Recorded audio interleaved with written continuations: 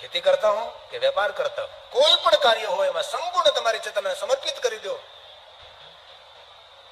ભગવાન વચન આપેલું છે કે હું તેને સફળ બનાવીશ.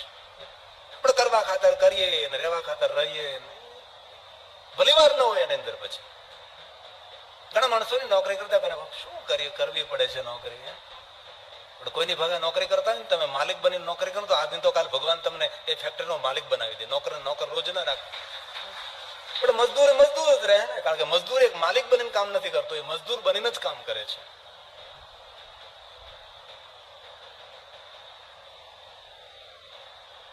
ગણેશજી એકલા બેસી ગયા છે.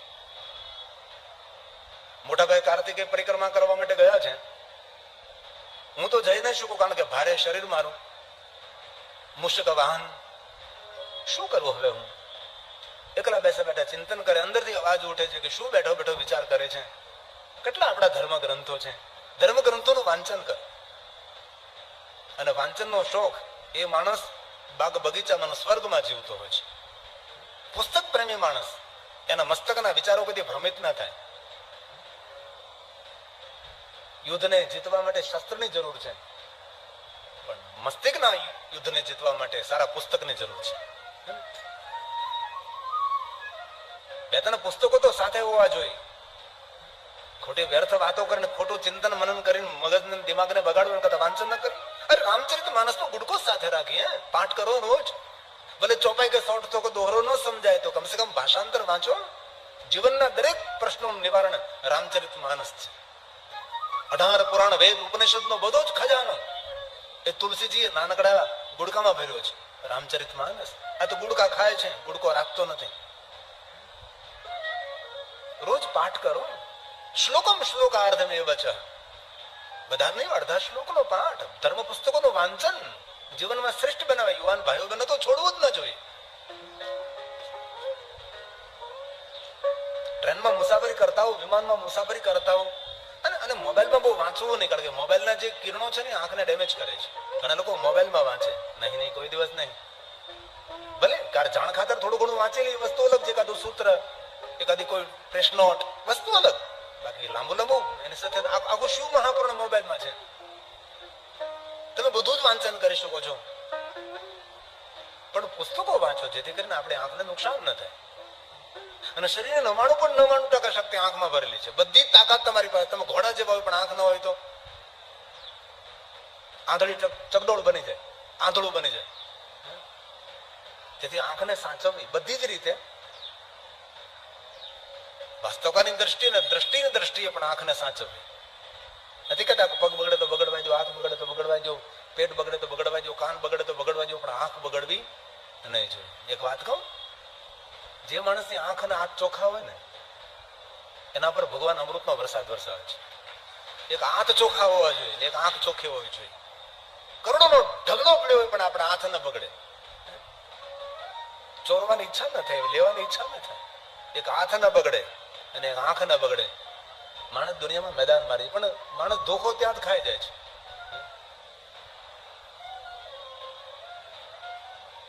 પેલા મોટા મોટા શેઠ લોકો હોય ને એ ઘરમાં કામ કરવા માટે માણસને રાખે. પછી 4-5 દિવસ પછી કોઈ જગ્યાએ પૈસા મૂકી દે, કોઈ જગ્યાએ સોનું મૂકી દે, કોઈ જગ્યાએ વસ્તુ મૂકી દે. તુરંત નહીં, 2-3 દિવસ જ્યાં પછી થોડોક ટાઢો પડે પછી જો એ વસ્તુ લઈને શેઠને આપી દે. 1 વાર, 2 વાર, 3 વાર, 4 વાર, 5, 10 વાર તેની પરીક્ષાઓ થાય. અને જો એ સહી સલામત નીકળે તો એ માણસ પોતાના ઘરના સભ્યને જેમ રહેવા લાગે છે. પણ હાથ બગડે, તેનું મન બગડે છે.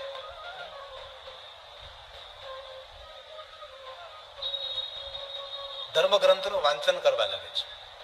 ગણેશ ભગવાન ધર્મગ્રંથનું વાંચન કરતા એક જગ્યાએ લખાયેલું એવું છે કે જે માતા પિતાની પરિક્રમા કરે તેને પૃથ્વીની પરિક્રમા કરવાનું ફળ મળે. ગણેશ કે આ તો બહુ સારું હોય કે. એ સમયે ધર્મ પુસ્તક હાથમાં લઈ ગણેશ ભગવાન શંકર અને પાર્વતીની પરિક્રમા કરે છે. ગણેશ ભગવાન નથી આમાં ક્યાં સમય લાગે છે? 3 પરિક્રમાઓ કરે છે. હાથ જોડીને કહે છે કે ભગવાન મારા વિવાહ કરો, પૃથ્વીની પરિક્રમા કરીને આવતો રહ્યો છું. ભગવાન શિવ કહે છે ગણેશ આવું જૂઠું બોલે છે. ભગવાન કાર્તિકે પૃથ્વીની પરિક્રમા કરવા ગયા છે તું પૃથ્વીની પરિક્રમા કરવા નથી ગયો અને આવું જૂઠું શા માટે બોલે છે? જ્યાં પૃથ્વીની પરિક્રમા માટે? નહીં નહીં, એક વાર નહીં, મેં તો 3 વાર પૃથ્વીની પરિક્રમા કરી છે. અરે ભગવાન કાર્તિકે મયુર ઉપર સવાર થઈને ગયા છે, તું પણ પૃથ્વીની પરિક્રમા કરવા જા. નહીં, મેં તો પૃથ્વીની પરિક્રમા કરી લીધી છે. કઈ રીતે? ભગવાન ગણેશજી ભગવાન મહાદેવજીને ધર્મ પુસ્તક વંચાવે છે. ભગવાને એ શું લખેલું છે જરા જોવો તો. મહાદેવજી કહે છે જે યુવાન માતા પિતાની પરિક્રમા કરે, જે પુત્ર માતા પિતાની પરિક્રમા કરે છે તેને પૃથ્વીની પરિક્રમા કરવાનું ફળ મળે. તો પછી મને મળવું જોઈએ ને, મેં આપની પરિક્રમા કરી છે. ભગવાન શિવજી વાતને ટાળવાની કોશિશ કરે છે. એવું તો ધર્મગ્રંથોમાં લખ્યું હોય કે બધું લખ્યું આપણે થોડું અનુસરણ કરી શકીએ. ધર્મગ્રંથોમાં તો કેટલું શ્રેષ્ઠ શ્રેષ્ઠ લખવામાં આવ્યું છે, એ બધું અનુસરણ આપણાથી ન થાય. ભલે મહાદેવજી, પણ જેને લખ્યું હોય તેને અનુસરણ કરવું પડે ને. જેને લખ્યું હોય એને તો પાલન કરવું જ પડે. તો જેને લખ્યું હોય એને પાલન કરવું પડે. તો મહાદેવજી જરા જોવો તો આ ધર્મ પુસ્તક કોને લખ્યું છે? આગલા પાને જોયું તો લેખક પોતે મહાદેવ જ હતા. શંકર ભગવાને પોતે લખ્યું. પિતાજી તમે આ ધર્મ પુસ્તકનું લખાણ કર્યું છે, હવે તમારે પાલન કરવું નહીં કરવું એ આપની ઈચ્છાની વાત છે. અને જો ન કરવું હોય પાલન તો કઈ વાંધો નથી. જે જગ્યાએ લખેલું છે જે પુત્ર માતા પિતાની પરિક્રમા કરે તેને પૃથ્વીની પરિક્રમા કરવાનું ફળ મળે, તે જગ્યાએ લખી નાખો જે પુત્ર માતા પિતાની પરિક્રમા કરે તેને પૃથ્વીની પરિક્રમા કરવાનું ફળ મળતું નથી, એવું લખી નાખો. અને બાજુમાં તમારી સાઇન કરી નાખો. પછી હું ગામડે ગામડે જાઉં અને ઘરે ઘરે ફરું અને કહું કે આજથી શિવજી મહારાજે નિયમો બદલ્યા છે. માતા પિતાની પરિક્રમા કરવી નહીં, માતા પિતાની સેવા નહીં કરવાની, માતા પિતાને પગે નહીં લાગવાનું. ભગવાન મહાદેવ કે ગણેશ આ તો ધર્મ વિરુદ્ધ નું કાર્ય થવા લાગે, તો પછી આપ મારે વિવાહ કરો. ભગવાન શંકરજી કહે છે ગણેશ, દુનિયામાં એ જ માણસ જીતી શકે છે જેની સાથે ધર્મ ગ્રંથની વાતો હોય છે, જેની સાથે ધર્મ ગ્રંથની ચર્ચા હોય, જેની પાસે ધર્મ ગ્રંથ હોય, જેની પાસે ધર્મ અનુચરણ હોય, એ જ માણસ જીવનમાં સફળ થઈ શકે છે. જે માણસ સાથે ધર્મ નથી એ માણસ જીવનમાં આગળ વધી શકતો નથી. અને ભગવાન શંકરજી ગણેશના વિવાહ પ્રજાપતિ વિશ્વરૂપની 2 પુત્રીઓ સાથે કરે છે અને ધામધૂમથી વિવાહ થાય છે. 2 પુત્રો પણ થાય છે. સમય વીતી ગયો છે ને ભગવાન કાર્તિકે પૃથ્વીની પરિક્રમા કરીને આવે છે. જ્યાં કૈલાસની નજદીક પહોંચવાના હતા નારદજી ભગવાન કાર્તિકેયને મળે છે. નારદજી પૂછવા લાગે કાર્તિકે ક્યાં ગયા હતા? ઘણા સમયથી તમે કૈલાસમાં દેખાતા નહીં હતા.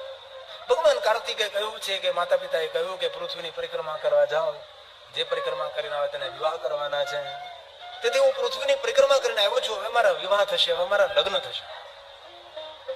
નારદજી સમજી ગયા કે કાર્તિકેયને ખબર નથી કે ગણેશના વિવાહ થઈ ગયા છે. નારદજી એ વાત મૂકે છે ધીરેકથી, અરે કાર્તિકેય, આપ તો જાણો છો ને કે હંમેશા મા બાપને નાનો દીકરો વાલો હોય છે. મોટા દીકરા સાથે એટલો બધો પ્રેમ ન હોય, તેથી ગણેશ સાથે લગ્ન કરવા હતા, ગણેશના લગ્ન કરવા હતા, તમે મોટા દીકરાને તમને પૃથ્વીની પરિક્રમા કરવા મોકલી આપ્યા. તમે પૃથ્વીની પરિક્રમા કરવા જાઓ એટલે ગણેશના વિવાહ થઈ જાય. અને થયું એવું જ નારદ કહે છે, ગણેશના વિવાહ થઈ ગયા. પ્રજાપતિ વિશ્વરૂપની પુત્રીઓ સાથે વિવાહ થયા છે. ભગવાન કાર્તિકે સ્તબ્ધ બન્યા છે. ગણેશના વિવાહ થયા? અરે ના નારદ, મારા નાના ભાઈ ગણેશના વિવાહના ઉત્સવનો મને લાભ ન મળ્યો. મારી રાહ ન જોઈ, મારો ઇંતજાર ન કર્યો. અને મારા માતા પિતાએ ગણેશજીના વિવાહ કર્યા. પોતાના વિવાહ નહીં થાય એનું દુઃખ નથી, પણ ગણેશના વિવાહના લાભ ન મળ્યો. મારી આવવાની રાહ ન જોઈ. પણ નારદજી મને વાત સમજાઈ ગઈ. નારદજી કે તમને વળી શું સમજાણું? ભગવાન કાર્તિકે બહુ સરસ વાત કરી છે કે વિવાહ કરવા માટે પૃથ્વીની પરિક્રમા કરવી પડે છે. તો વિવાહ કર્યા પછી મારે શું શું નહીં કરવું પડે? તેના કરતા મારે વિવાહ કરવા જ નથી અને કૈલાસમાં જવું પણ નથી. અને એ ભગવાન કાર્તિકે કૈલાસમાં નથી ગયા. અને કાર્તિકેય ભગવાન દક્ષિણ ભારતની યાત્રામાં નીકળે છે અને શૈલ પહાડ ઉપર અનેક અસુરો નિવાસ કરે છે. શૈલ પહાડ પર જઈને અસુરોનો સંહાર કરે છે. અને જ્યાં જ્યાં અધર્મ હતો ત્યાં ત્યાં ભગવાન મહાદેવજીની ભક્તિની સ્થાપના કરે છે. ભગવાન કાર્તિકે અસંખ્ય શિવલિંગોની સ્થાપના કરે છે. શૈલ પહાડ ઉપર યાત્રા કરતા ભગવાન કાર્તિકે કૃષ્ણા નદીનું દર્શન કરે છે. કૃષ્ણા નદીના તટ ઉપર ભગવાન કાર્તિકે તપસ્યા કરવા માટે બેસે છે. ઘણા સમય બાદ નારદજી ભગવાન મહાદેવની પાસે જાય છે. શિવ અને પાર્વતી બેઠા છે. ભગવાન કાર્તિકે નારદજી ભગવાન મહાદેવની પાસે જે ઉલટ સુલટ વાતો કરવા લાગે છે. નારદજી કહે છે ભગવાન મહાદેવ ઘણા સમયથી કૈલાસમાં આવું છું જાઉં છું, પણ તમારો મોટો દીકરો દેખાતો નથી આજકાલ. નારદને ખબર બધી છે કે કાર્તિક સ્વામી જતા રહ્યા છે. ઘણા હોય ને આપણા પાડોમાં બાપ દીકરા નામ થોડુંક વ્યવહાર ન હોય તો વારંવાર પૂછો કેમ તમારો મોટો દીકરો નથી આવતો? તું આવે છે ને એટલે નથી આવતો. તું અમારા ઘરે નહીં આવતો ને તોય આવતો હોય, કદાચ તારું આ કામ જ આ છે. મહાદેવ સમજી ગયા નારદજી કઈ કહેવા માંગે છે. નારદજી આપ સીધી વાત કરો, શું કહેવા માંગો? અરે હું તો શું કહું, પણ તમે મોટી ભૂલ કરીને બેઠા છો. અરે અમે ભૂલ કરીને બેઠા છીએ, કેમ નહીં? ગણેશજીના વિવાહ તમે કર્યો, તમારે કાર્તિકેયનો ઇંતજાર તો કાર્તિકેયની રાહ જોવી જોઈએ કે નહીં? કાર્તિકેયની અનુપસ્થિતિમાં તમે ગણેશજીના વિવાહ કર્યા. પોતાના નાના ભાઈ ગણેશના વિવાહનો લાભ ન મળ્યો. તે પુત્ર કાર્તિકેયને દુઃખ થયું છે, તેથી આપથી નારાજ થઈને શૈલ પહાડ ઉપર જતા રહ્યા છે. પુત્ર કાર્તિકેય અમારાથી નારાજ? ત્યારે નારદજી બહુ સુંદર નીતિ સૂત્ર સમજાવે છે કે માતા પિતા જયારે પોતાના વ્યવહારમાં ભૂલ કરે છે ત્યારે તેના પુત્રો નારાજ થાય છે. તેથી ઘણી વાર પુત્ર દોષિત ન હોય, માતા પિતા પણ દોષિત હોય છે. એવું ના કહી શકો કે પુત્ર જ દોષિત છે જેથી કરીને પુત્ર માતા પિતાને છોડીને માતા પિતાના વ્યવહારમાં પણ કઈક ભૂલો હોય છે, તેથી પુત્રોને પુત્રી દૂર થતા હોય છે. ભગવાન શિવજી પોતાની ભૂલોને સ્વીકારે છે. આ સજ્જનતા છે. આપણે આપણી ભૂલ કરવી હોય તો ભૂલને સ્વીકારવી જોઈએ, ભાઈ શા માટે નહીં? પણ સૂત્ર જાણે કે બીજાની ભૂલ શોધવામાં ભેજવું જોઈએ, પણ પોતાની ભૂલ સ્વીકારવામાં તો કલેજું જોઈએ કે મેં ભૂલ કરી છે, ભાઈ મને ક્ષમા કરજો, મારાથી થઈ ગઈ છે ભૂલ, તો વાત આગળ નહીં વધે. પણ જીવનમાં કઠિન છે પોતાની ભૂલોને સ્વીકારવી. ભગવાન શિવજી નારદને પૂછવા લાગે, નારદજી હવે મેં શું કરીએ? સંત મત જેને કહેવાય છે, સંતોને પૂછવામાં આવે કે હવે મારે શું કરવું? મારી બાજી બગડી તો ગઈ છે, બાપ દીકરાને બોલવાનું થયું, બાપ દીકરાને બોલે વ્યવહાર નથી, જમીન માટે ઝઘડો થયો, દુકાન માટે ઝઘડો થયો, વેપાર માટે ઝઘડો થયો છે, પણ હવે આનો રસ્તો કયો? કોઈ સંત મત. શાસ્ત્ર મત તો હોય ને આપણી પાસે, પણ શાસ્ત્ર મત ને સંમત મત હોય તો સંત મત છે. ભગવાન મહાદેવ સ્વયં પૂછવા લાગે છે, નારદજી આપ બતાવો મેં શું કરી? અરે એમાં કરવાનું શું હોય? આ બંને જાઓ પુત્ર કાર્તિકેયની સામે અને ક્ષમા માંગી લો, પુત્ર મારી ભૂલ થઈ છે. અને ક્ષમા કોઈ પણ માંગી શકે છે, ક્ષમા કોઈ પણ આપી શકાય છે ને. એવું થોડું છે કે આપણે વડીલ છે, કોઈ પાસે ક્ષમા નહીં માંગી, માફી નહીં માંગી, આપણે માંગવી પડે, પાઘડી ઉતારવી પડે ઘણી વાર. તો વાત ત્યાંથી અટકી જાય, વાત ત્યાંથી આગળ ન વધે. વેર વધારવું ન હોય તો બસ ક્ષમા માંગી લો, ભાઈ મારી ભૂલ થઈ ગઈ, થોડી સરકચૂક થઈ ગઈ, થોડી અમારાથી થોડું આવું બધું થઈ ગયું છે, પણ હવે મેં ફરી વાર આવી ભૂલ નહીં કરી, આ વાતને અહીંથી પૂરી કરો, હવે વાત પૂર્ણ.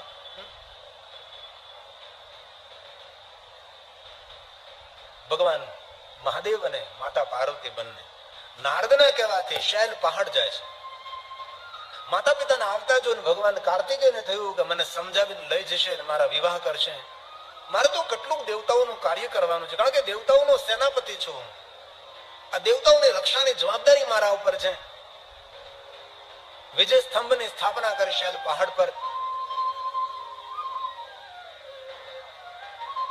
અને જો મને લઈ જશે અને મારા વિવાહ કરશે તો એટલું મોટું કાર્ય હું કેવી રીતે સંભાળી શકીશ?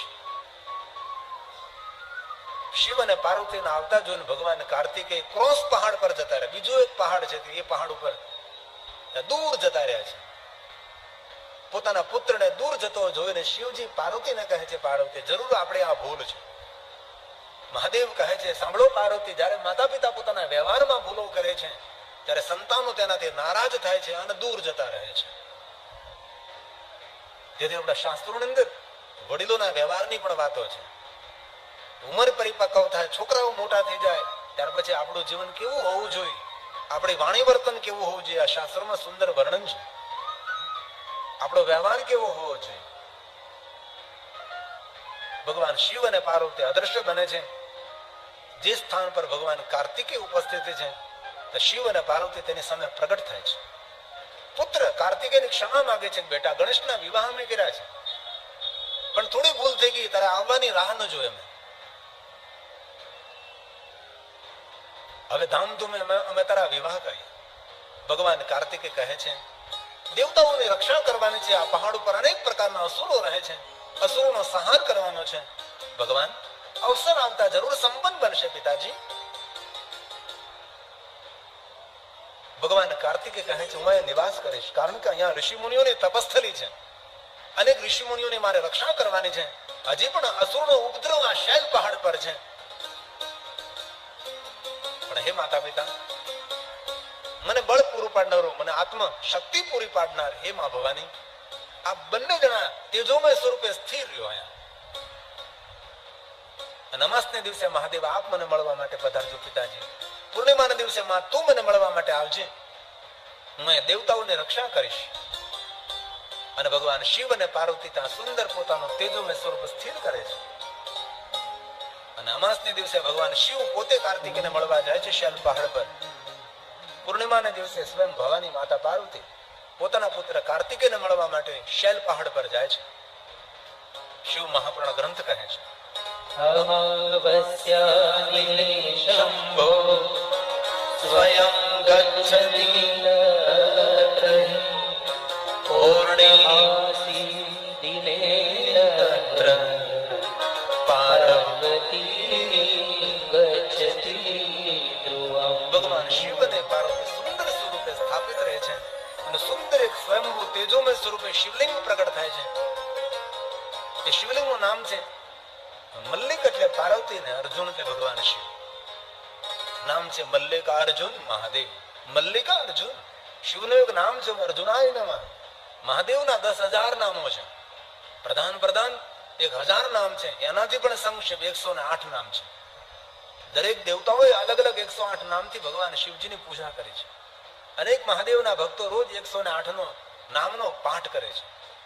પણ 108 ભગવાન મહાદેવના અલગ અલગ નામ ન લઈ શકે તો 108 પંચાક્ષર મંત્ર જાપ કરવા.